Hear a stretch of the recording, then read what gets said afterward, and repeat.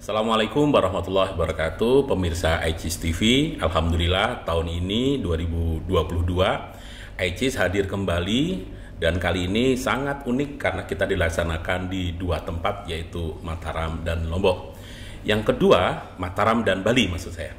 Yang kedua, tahun ini kita hadir dengan satu inovasi baru, yaitu ICIS Podcast. Jadi selain para narasumber hadir di panggung, maka kita juga hadirkan di studio podcast ICIS kali ini. Dan untuk perdana hadir di tengah kita adalah Bapak Pelaksana Teknis atau disingkat dengan PLT, Pelaksana Tugas Direktur PT KAI Kementerian Agama Republik Indonesia. Assalamualaikum Bapak Dr. Syafi'i. Waalaikumsalam. Sehat nggih? Terima kasih Pak Ivan, alhamdulillah sehat. Alhamdulillah. Beliau ini sudah mendampingi kita hampir 2 kali ICIS di Solo, dan kali ini tahun ini juga ternyata mendampingi juga. Jadi kayaknya nggak boleh jauh dari PT KAI, Pak. Gitu. Jadi kali ini kita akan ngobrol ya terkait dengan pelaksanaan ICIS kali ini. Pak Direktur, mungkin bisa dijelaskan sedikit. ICIS merupakan salah satu kegiatan konferensi internasional yang diselenggarakan oleh Direktorat PT KAI, dan memasuki tahun ke-21 ternyata ICIS masih menjadi magnet. Mungkin Pak Direktur bisa menyampaikan mengapa ICIS masih dua dasawarsa ini ya, memasuki dua dasawarsa masih menjadi magnet bagi kalangan dosen, dan tahun ini data menunjukkan hampir 1.500 makalah masuk. Monggo Pak Sat. Oke, makasih Pak Ivan.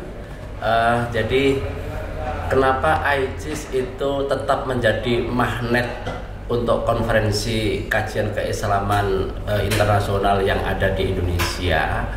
Ini bisa kita maklumi pengalaman panjang kita melaksanakan ICIS sampai yang sekarang adalah yang ke-21, itu menunjukkan bahwa komitmen kita perguruan tinggi, pendidikan tinggi Islam di Indonesia dengan kajian-kajian keislaman yang skalanya internasional itu memang sangat dibutuhkan, dan kita punya pengalaman panjang di situ. Makanya kemudian kita tidak bisa digeser dengan event-event yang sama yang dilaksanakan oleh perguruan tinggi kita. Kita ini skalanya lebih masif karena dilaksanakan oleh direktorat dengan bermitra perguruan tinggi yang kita tunjuk sebagai mitra. Tentu saja gaungnya lebih masif dibanding dengan yang dilaksanakan oleh kampus-kampus.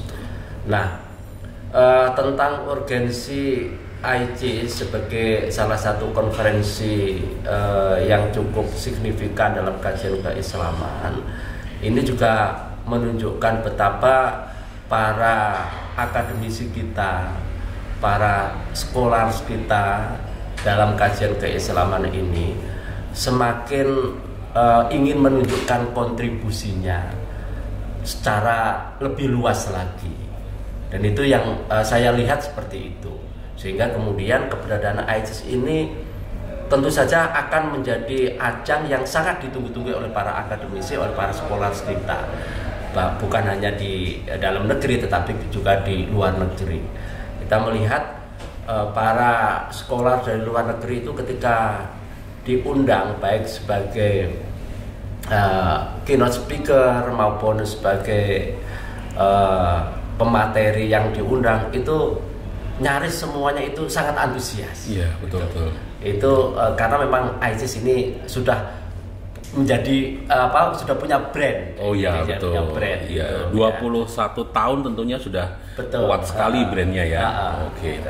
Kemudian tahun ini Pak Direktur, itu salah satu temanya adalah transformasi digital. Betul. Dan saya masih ingat tahun 2021 atau ICIS ke-20, Pak Direktur saat itu memiliki satu legacy yang bagus di ICIS, yaitu ICIS One Touch. Nah, pertanyaan saya, mengapa transformasi digital ini patut dihadirkan dalam diskursus ICIS kali ini, dan mungkin salah satunya yang sudah dilakukan oleh Pak Direktur, Pak Dr. Safi waktu itu adalah melaunching One Touch dan sampai tahun ini masih dipakai itu Pak. Ini pengalaman kita tentang ICIS One Touch itu ini bisa jadi juga karena faktor blessing in disguise itu ya. Jadi situasi pandemi di samping itu menjadi sesuatu yang merepotkan kita karena namanya balak gitu ya, tapi betul. Ternyata memicu kita untuk melakukan inovasi-inovasi. Tidak terkecuali adalah di bidang teknologi informasi. Nah, keberadaan teknologi informasi ini harus kita manfaatkan untuk keperluan seluas-luasnya, termasuk juga konferensi macam ini. Apalagi konferensi ini kan ICIS ini kita gelar dengan skala internasional. Betul. Di saat orang kesulitan untuk hadir dalam satu tempat, sehingga teknologi itu betul-betul kita butuhkan. Teknologi itu betul-betul kita butuhkan supaya kegiatan yang sifatnya internasional ini bisa tetap diakses oleh siapa saja dari mana saja tanpa mereka hadir di tempat di mana forum itu diadakan. Betul. Artinya memang transformasi digital itu selain memang di-endorse karena kondisi saat pandemi dan sebagainya, walaupun sekarang pandemi sudah mulai surut, tetap relevan transformasi digital. Sangat relevan, sangat relevan karena ini memberikan banyak pilihan, ya kan? Jadi memudahkan karena memang karakteristik dari digital itu akan menjadi memudahkan kehidupan kita. Jadi tidak terkecuali ya untuk kebutuhan-kebutuhan akademis yang seperti ini. Betul. Makanya ICIS One Touch yang sebagai legasi Pak Dr. Safi tetap tahun ini dihadirkan Terakhir Pak Direktur, tahun ini agak unik karena pelaksanaan ICIS juga berbarengan dengan perhelatan besar yaitu G20 di mana Presiden Jokowi sebagai presidensi dari G20 dan dilaksanakan di Bali juga ICIS kali ini. Mungkin Pak Direktur memiliki highlight terkait itu. Monggo Pak.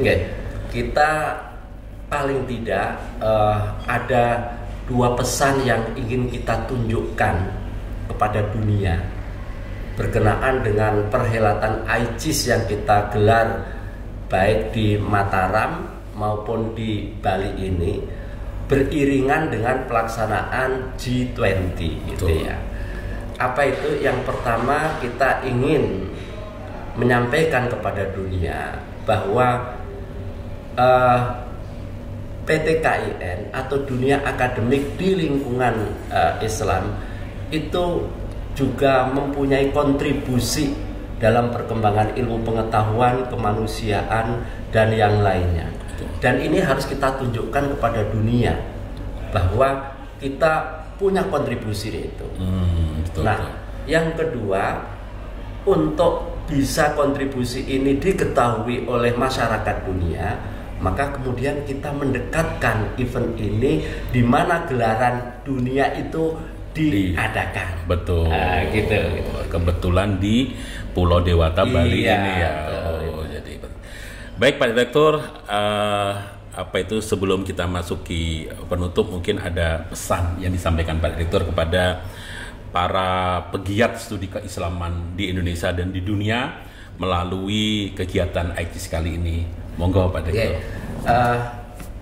Kami punya pesan pada para pegiat kajian keislaman di Indonesia yang ada di Indonesia maupun di luar negeri sana, bahwa kontribusi keislaman itu akan terus relevan dan akan dibutuhkan oleh dunia dan peradaban kita ke depan. Oleh karena itu, kajian-kajian keislaman yang akan berkontribusi bagi peradaban itu harus tetap kita galakkan. Dan terima kasih atas kehadiran, partisipasi para peserta, para speaker yang telah hadir di acara ICIS ke-21 ini. Terima kasih. Terima kasih Pak Direktur atas waktunya hadir di podcast ICIS kali ini. Semoga bisa memberikan inspirasi kepada seluruh pegiat kajian keislaman dan para pemirsa ICIS Podcast kali ini. Demikian pemirsa ICIS Podcast. Untuk selanjutnya kita akan menghadirkan beberapa narasumber juga yang kali ini hadir di Bali, hadir di ICIS kali ini. Terima kasih. Kurang lebihnya mohon maaf. Assalamualaikum warahmatullahi wabarakatuh. Waalaikumsalam warahmatullahi wabarakatuh.